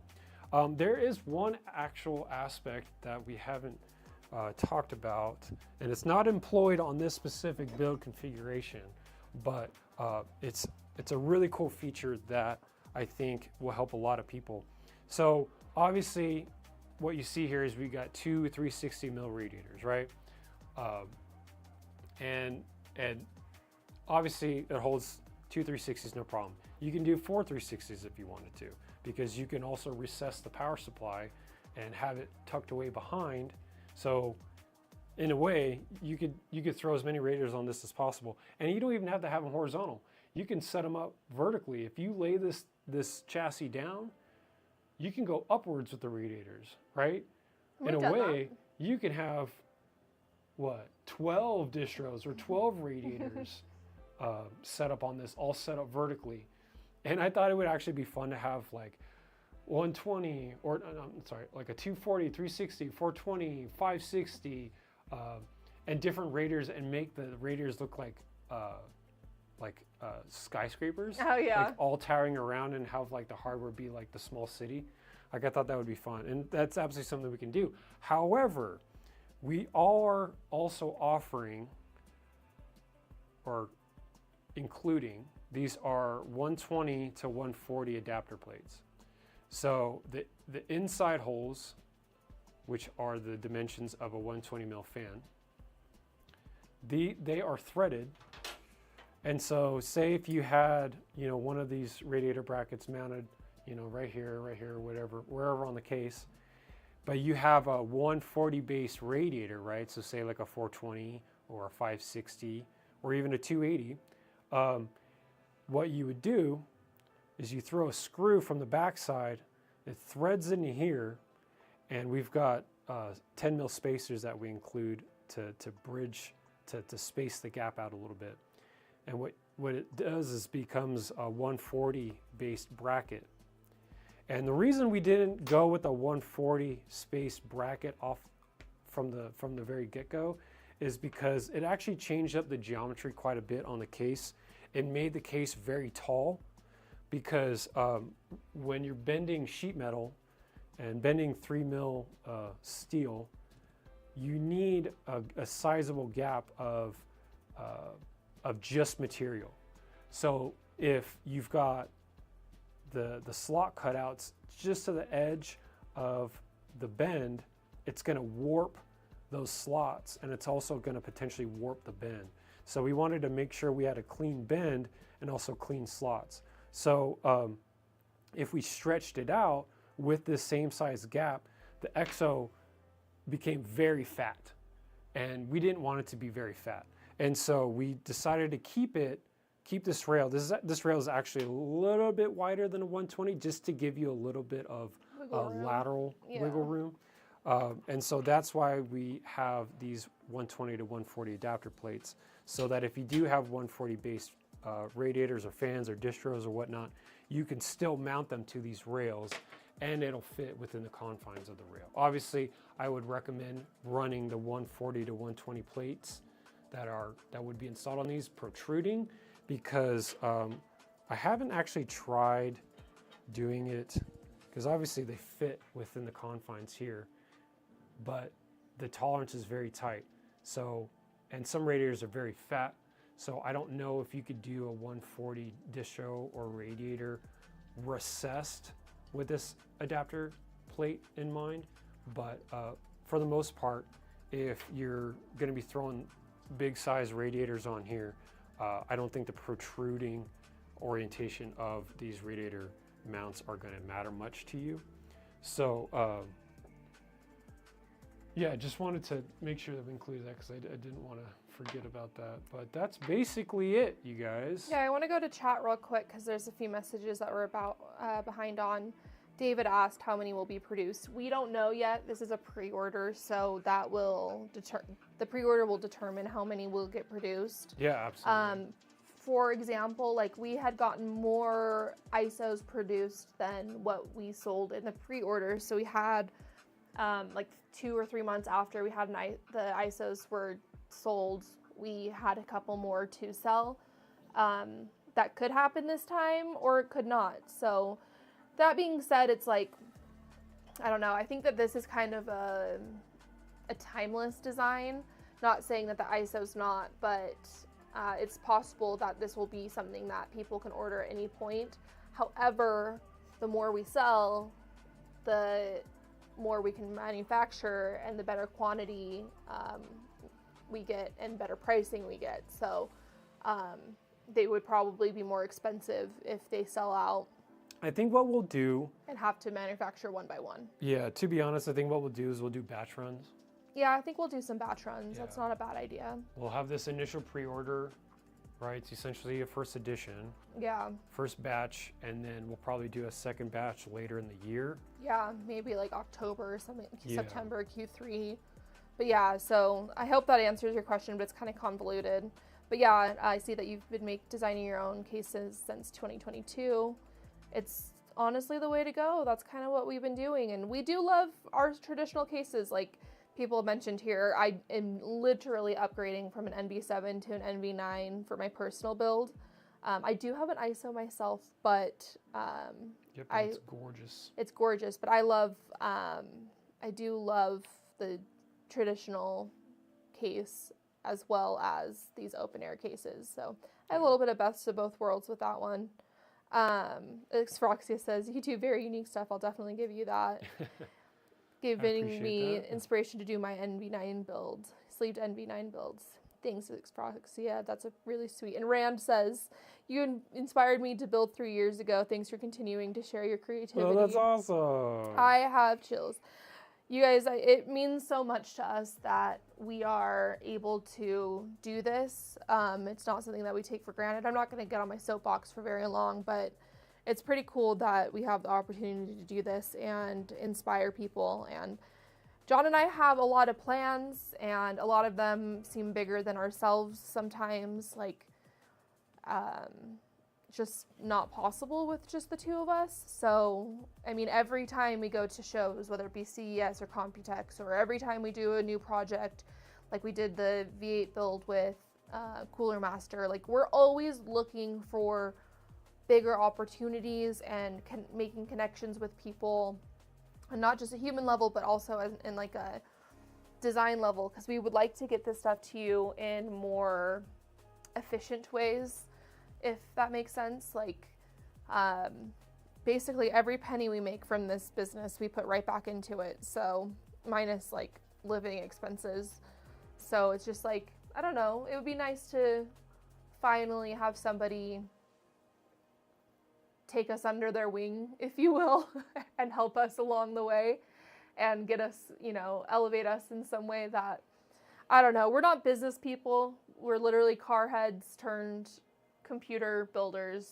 I mean, John's always been a computer builder, but we're just kind of creative people who decided to take this career path. Yeah, so. Creative minds have a hard time with business. Yeah. We try, we really do try. We really try. But our ethics go first, and also our limitations as well. So, yes, limited production. Anthony said, also thinking about Bits Power Summit MS Cup block with the rear connectors, so the loop is on both sides of the case. Yep. Beautiful idea. Beautiful idea. You can absolutely do that with ease. And yeah, Dave, I do remember I saw that you and John were going back and forth on some of those personal cases that you've built. I was only snooping a little bit. Sometimes you talk to John, sometimes you talk to me. It's always a crapshoot who you're gonna get. Do you have inspiration or influences that made Liquid House own design language? Because when I saw Liquid House website, I think Liquid House can make their own PC ecosystem. I mean, I think that there's like we were saying at the beginning of the stream, we take a lot of outside inspiration. That's not to say that there aren't wonderful people who came before us and really paved the path for us to do what we do. but it's also obvious that we have our own design language, and whether that be things that we learned in the car industry, whether that be, we're all also architectural people, we love architecture, and whether it be brutalist like you see here on the Thermaltake build, or mid-century modern like you've seen in our Aero Gigabyte build. So it's like we take a lot of design inspiration from other areas of life that aren't necessarily in this PC tech space. We have been designing this chassis for about 2.5 years now. Well, yeah, I said in the very beginning, so happy to bring it up again. Yeah, but, I think 2.5 years. Well, no, I think it might actually just be around 2 years flat, because we got our first one done in September 2024. Oh, wow, yeah. But I was working on the design for a few months before that we made it. Right. So I think it's safe to say it's a solid 2-year development. Yeah. And we've gone through 2 different prototypes, changing things along the way. Yeah, it's definitely developed since. If you follow us on Instagram, you'll see like the stainless steel one. That was like our first edition. If you scroll back quite a bit, 2 years, I guess, you'll see the stainless steel edition. It's actually, I was gonna say it's in a profile picture, but like that doesn't help anybody because you can't see it in a profile picture. Yeah. But it looks like a completely different case. Like there's one behind me right now. There's one behind me right now. I know, and I'd pull it out, except it's like half disassembled. Yeah. So it's yeah, that's why I didn't pull it out, but I would pull it out if I had the chance. Yeah. I mean, why not? Do you want to? Okay. Yeah, why not? All right. I'll move some stuff around. All if you see, I mean, there's a paper towel literally hanging out of it because there's still coolant in the radiators. Well, funny story, we had to hijack the tubing from that build for our recent Cooler Master V8 build, because if you have watched our sleeving tutorial, our tube sleeving tutorial on YouTube, there's a big aspect about sleeving tubing, and that is tolerances. So every soft tube compression fitting on the market is different from one another. Even though brands may say, oh, 10 by 16 mil, or oh, 3/8 by 5/8. No two brand fittings are going to be the same, and by that I mean actual dimensional tolerance between, oh, the tubing outer wall and the compression ring when you tighten down the fitting onto the tubing. How much actual tolerance do you have with that? And so with Alpha Cool, you've got a very small tolerance, in which case we actually need to get custom 10 by 15 mil tubing, and we didn't have any extra when we were building up the Cooler Master V8 build. And so the only build that we had the extra tubing from was this build that we're about to show you. And we literally had to disassemble part of the build just to get the tubing from. Unfortunately, I can't lay this thing down because otherwise some fluid's going to come out from some of these open ports. But it is in upright mode, similarly to the one that you're seeing right now. But I will also be able to show you the drawer pull handles on this one, because we have those set up on this. Yeah. It's very heavy, and I am not going to be able to fit by you, maybe. Can you? Yep. Anthony, you say, I hope you have a patent before China can copy. Patents are very expensive. Yeah. So, not yet, but we do have some very aggressive and very supportive attorneys. So China can try, but our attorneys are very motivated. So let's see. I'll see if I can actually like up this camera. I was a first buyer and was wondering if you could email me some rough dimensions. Yeah, I will absolutely. If you want to, I'll use your email address and get you the dimensions. They should honestly be on the website, but John has not given them to me yet. So once they are there, I can do that. I can also even send you over the installation guide if you're interested, so you can kind of have, see what to expect if that's what you want. So, I'm going to flip this around, and you'll see Hi, Princess very Boober. similar setup to what we were looking on the back. So you can see the power supply is offset a little bit. I mounted it up in a certain way for all the cable management. You can see the drawer pull handles, right? Exactly what I was talking about. So you can get these online. I think they're like $12 a pop, but they fit perfectly with the official EXO. I carry that over from the prototype. And yeah, so this is the one that we had at Alpha Cool's booth during CES. I wish it was fully together to show you guys what it looked like. It kind of does not have the same vibe with half the tubing missing. Yeah, it was a bunch of lines victim. Yeah. But if you go to our social media, you can see this build fully assembled and in the horizontal mode too. I don't want to flip it because all these ports have a little bit of fluid still in the distro and I don't want it to pour out. But yeah, and then obviously you can see the EXO grill employed here as well. So yeah, no, this was a fun build. There she is. Yep, yeah. There she is. Something else that we can kind of talk about. I mean, there's already. Is there fluid coming out? Yeah, there is. Look at there's fluid on that. Even. Where? Underneath the case now. Oh yeah, I do see that. Which is probably why those paper towels were there. Where is it coming from? I don't know. One of the radiators, I think, because there was a bottom radiator that had a paper towel stuffed in it. It's fine. That's it's okay. Fine. I was kind of expecting that to happen. I mean, unless anyone has any other questions about the EXO, we can kind of move on to the. Are you wanting to show this? Yes, because we are currently developing a gasket line for fans on radiators. And what is the purpose of that, Mr. House? So, real quick, just so you guys have some context on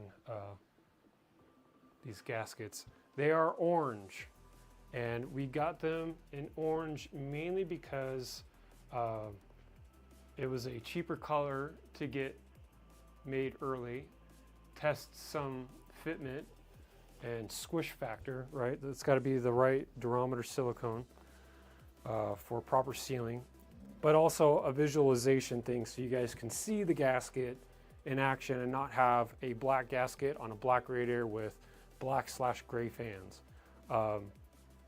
Obviously, if you discount, so this is our 420 millimeter velocity stack, 3D printed that we sell as an STL on our website.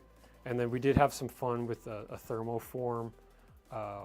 These are actually protruding fan grills that we reheated the print after it was done and then shaped it to, so that's actually called thermoforming.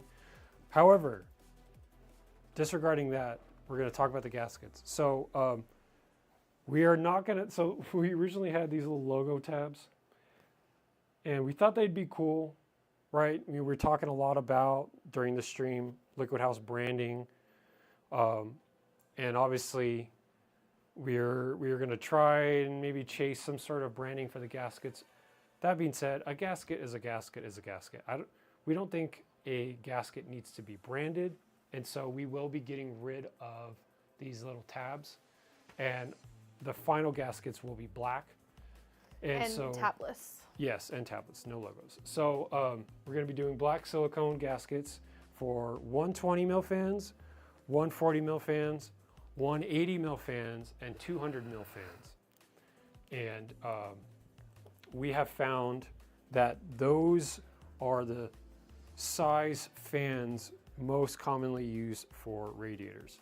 Obviously, there are radiators out there for 80 mil fans, and even some for 92 mil fans, and even down to 40 mil fans. But when it comes to actually getting the most out of a radiator, I don't think people with the smaller size radiators are really chasing that as an aspect. And so we're primarily going to focus on 120 mil, 140 mil, 180 mil, and 200 mil. So the primary purpose of a gasket is something that it has been a pain point, right? Very much like the chassis design. Been doing this for 20 years, noticed a lot of things over that duration of time. And one thing that I have noticed is there's rarely ever a proper mount/seal for a fan to mount on a radiator without some sort of air bleed in between the fan and the radiator itself. And so, especially because we specialize in water cooling, we do water cooling all the time, and we are in a fortunate position to get all sorts of fans sent to us from all sorts of brands. Same thing with radiators. We get radiators sent from basically every water cooling company in the world. And so we have tried all sorts of combinations, and there are more than I would say 80% of every combination of fan and radiator that we have tested and used and experienced, they all have air bleed. And when I say air bleed, I mean the fan can't make a proper seal against the radiator. And so you have air coming out this gap between the fan and the radiator. And any air that's coming from that gap is lost performance. All the air coming from the fan should be going straight out the radiator. But if you've got air coming out from the gap between the fan and the radiator, that is literally lost performance on the table. And so we want to have our own line of universal gaskets that aren't designed for any specific fan, because, you know, who are we fooling? The gaskets are not a new idea. Noctua provides gaskets with every one of their own fans, and there are other brands that have recently been doing that as well. However, those gaskets are meant to work specifically with those fans. And so we want to have an individual gasket that can work with any fan on the market, that can mount to any radiator on the market.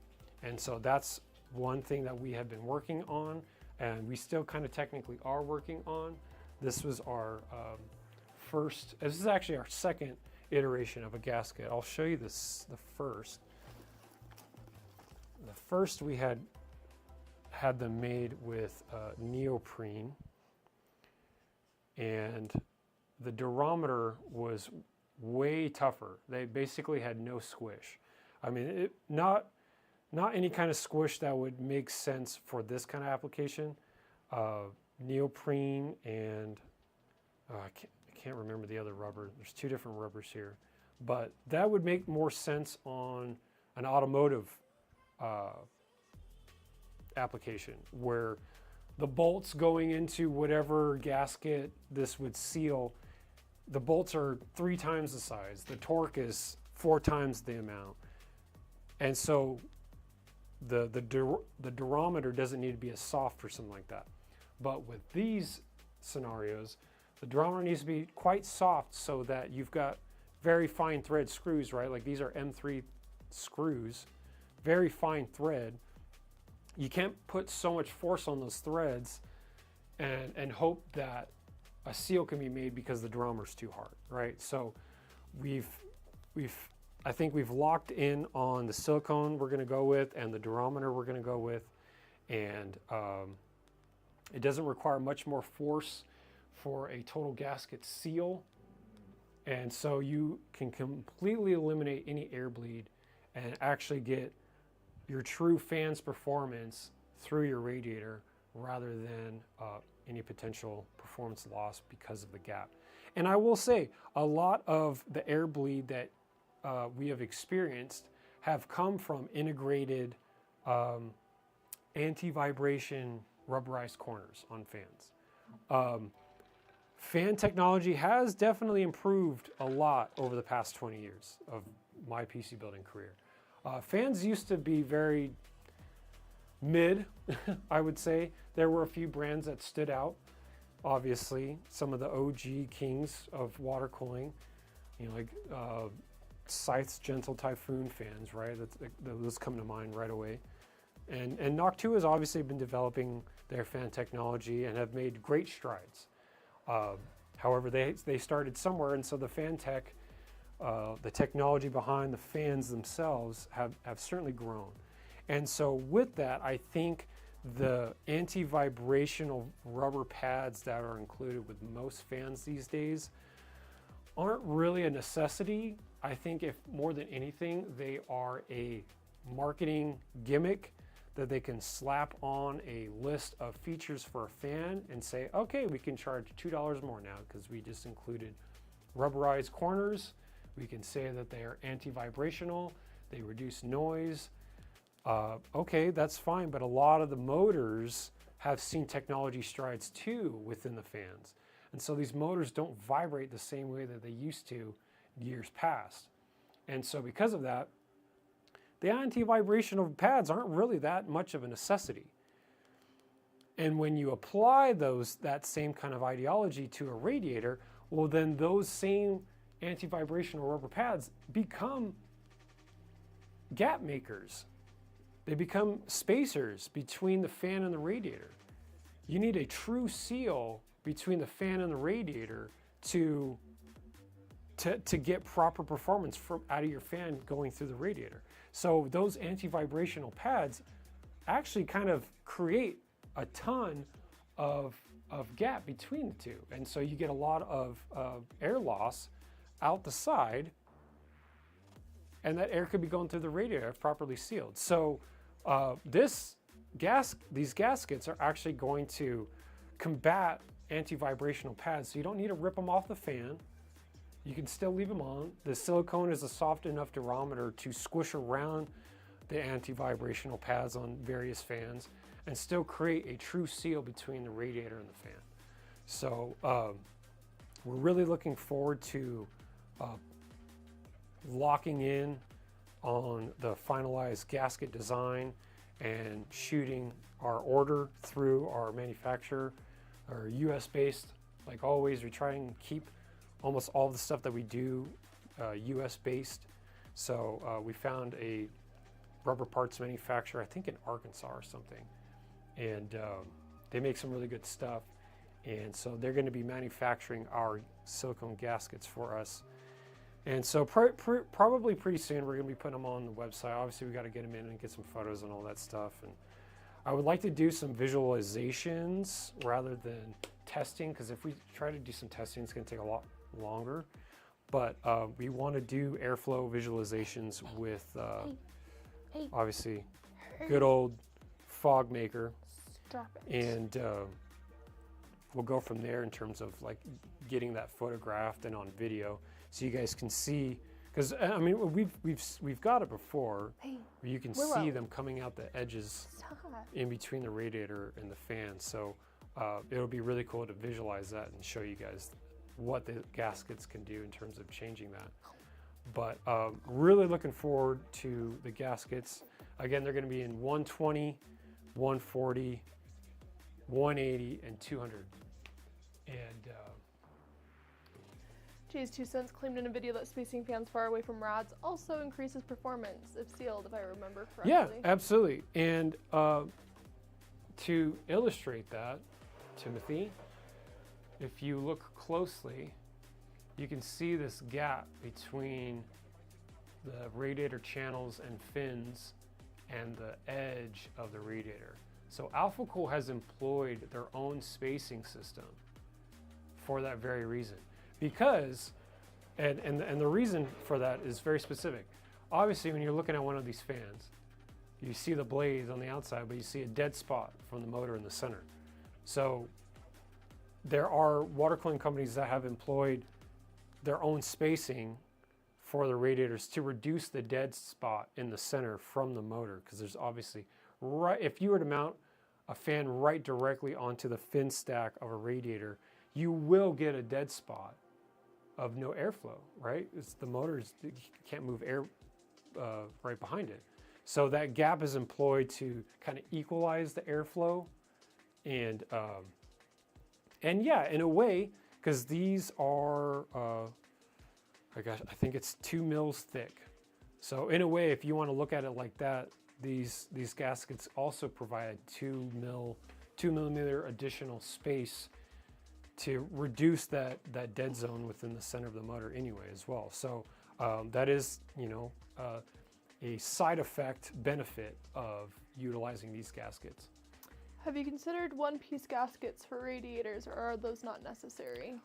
Yes, I have absolutely considered one-piece gaskets, right? 360s, 420s, 240s, 280s, 560s, 540s, right? The triple 180. But when you think about it like that, there's a lot of individual gaskets that if we were to order a bunch of, we feel like there would be a lot of sitting inventory. Yeah, so it would be better to do individual. Yeah. Exproxia does bring up a good point. So Exproxia, these are actually supposed to be black. We just got them made in orange just for prototyping, for visuals. So they will be black, but white is something that we should probably consider as well, just because of how many white setups are out there nowadays too. Yeah, I actually didn't think about white as a silicone color, but I'll talk to our manufacturer and see if they can also do some in white. Because yeah, white would actually be really cool, and it makes sense, right? You're building your NV9, which is white.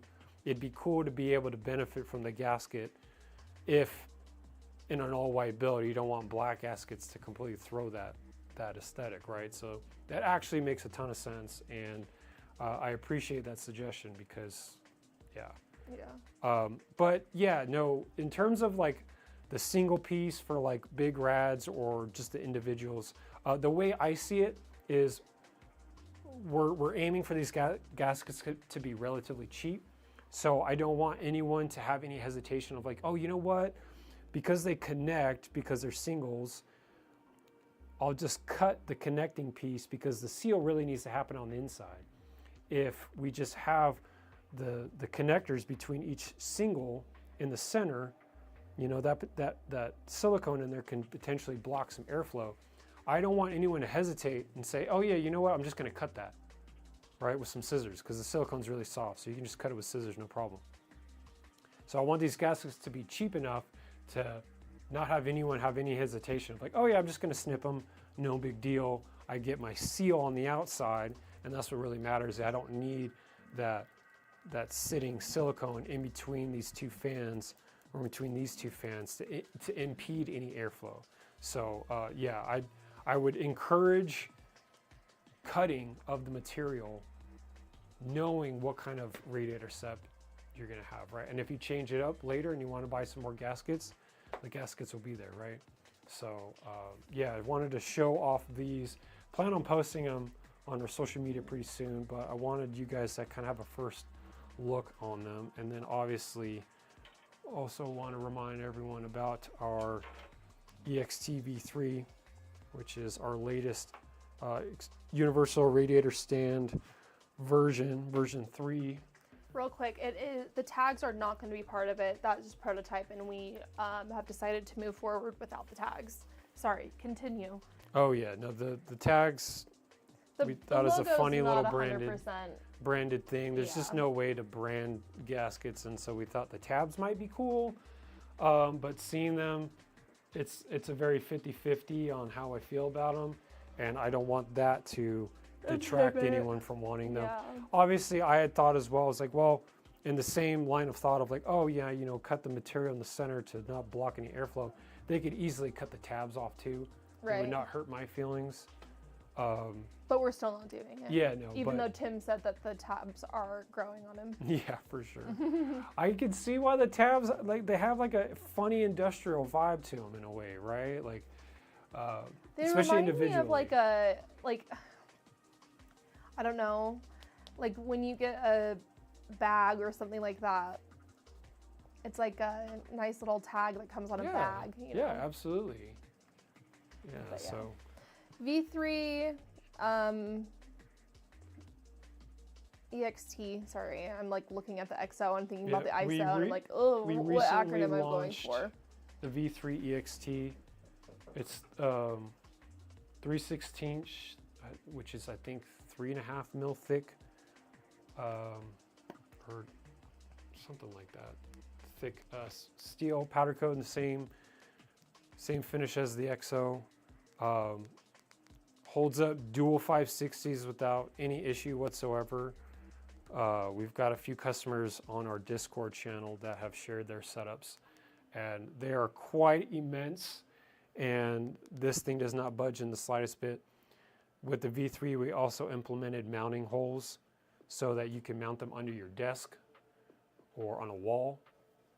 It's a very solid anchor for a radiator of all sorts of sizes. You can mount the radiators horizontally. They don't need to be standing up vertically. Obviously, we have this one stood up vertically, but you can also mount them horizontally if you wanted to mount them underneath a desk or on a wall, and not obviously have it protrude out the wall so high or so far out. So yeah, just wanted to show off our EXT V3, our gaskets, and our new XO.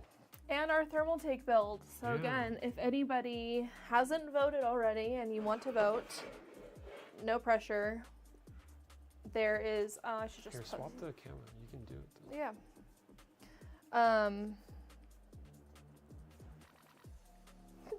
Hello again. I was gonna come grab my phone and post the Thermaltake thing one more time. Yeah. Post that link in the chat.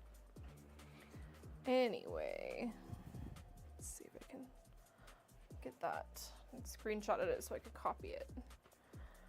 Yeah, if you want to vote for us, we'd love that. It's helpful. And you're absolutely right, Dave. Valve cover gaskets on cars do have tabs. Yep, and that is not lost on me when another aspect of thinking about that. It's like, well, because it's and I believe what you can do with the tabs is you write the date on when it was installed or the mileage on the motor when it was installed, so you know how much miles that gasket's got, right? So it can be very functional in terms of what the tab can offer you, right? So that was another thing. It's like I think it's kind of like an industrial automotive thing. But yeah, our pinned comment is there, but if you do not see it, I'll send it in again. But yeah, I think that basically covers everything for today. Yeah. Thank you guys for your patience while we took a couple weeks off, and by couple I mean ×3. We will be back next week. Something that John and I have talked about briefly. If you guys are interested, we might be able to figure out a way to do this. John's gonna be mad that I'm What are you saying right now? So for CES this year, we did a live stream every single day of CES. Because we are lucky enough to go to Computex again this next month, this year. We're thinking about doing, it's possible that we could do live streams again. Like 8 a.m. Taiwan time is like 5 p.m. Pacific time. So then like 5, 6, 7, 8. Yeah, from 5 to 8. Depending on where you're at in the United States. Right. So just like throwing that out there. If enough people are interested, then we will try to do that. I mean, and we could also just like set up a camera and just like upload something too. I don't know. I also need it as a selling point for people, for brands to hire us. So if there's a brand watching this and you haven't hired Liquid House yet for Computex, hit us up because we really, really need your sponsorship. Yeah, so I don't know where I was going with that, but if you're interested, like, let us know, and it would be helpful. Don't stop, I haven't eaten all day. I know, I am desperate need of food right now. Stomach is empty. Like, my anxiety is like taller than me, taller than John even. Oh yeah, absolutely. Okay, so thanks for joining our stream. We really missed you guys. Thank We'll you be guys. back next Wednesday, 6 Yep. p.m. Mountain Standard Time. Don't forget to be there. Don't miss it. Sub, like, comment. Yep. If On you're the on YouTube video. right now, go to our Twitch channel. Follow us there. If you're on Twitch, go to our YouTube, sub to us there. Definitely like this stream if you're on YouTube. We'd appreciate it. And yeah, I hope you guys had a good time. This is a great time just talking about these builds. I know we try and do a weekly build every single time, but it was actually fun just to talk about these ones that are kind of existing right now. It was nice to not have any headaches this week. Yeah, right. Yeah, for Yeah. sure. And the rest of like tomorrow up until next Wednesday will literally be nothing but us tearing down a bunch of existing builds, because to continue doing the weekly builds, we need hardware, right? And with the market slowing down, a lot of brands have slowed down sponsoring parts and stuff like that. So we got to use what we got. So Yeah. we're going to be tearing down a lot of builds, but we're actually going to be filming a vlog about it, which we're going to be putting on our YouTube probably in the next few weeks. It'll probably be a longer video, but it's going to include all sorts of fun builds that we've done over the years and stuff like that. So should be a lot of fun. Yeah. And yeah, John does need to eat, but also Ellie and John and Willow need to eat as well. So, or we can starve. Yes, please buy an EXO. You didn't pay for food. We appreciate that. Anyway. Thank you to the person Anthony who ordered an EXO tonight. Very much appreciate it. And yeah, we'll be in communication. Happy to help you out with setting up your EXO ahead of time before you even get it. So yeah. thank you guys so much for hanging out with us tonight, and we'll catch you next week. Until next time, we'll see you next time. Peace. Oh, we did it. My thumbnail. That was fun. Yeah, that was fun. That was good. We need to have a stop stream on here too.